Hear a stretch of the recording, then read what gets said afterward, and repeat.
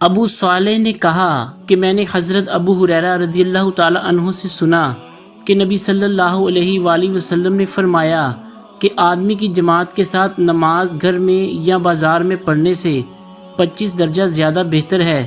وجہ یہ ہے کہ جب ایک شخص وضو کرتا ہے اور اس کے تمام آداب کو ملحوظ رکھ کر اچھی طرح وضو کرتا ہے، پھر مسجد کا راستہ پکڑتا ہے اور سوائے نماز کے اور کوئی دوسرا ارادہ اس کا نہیں ہوتا،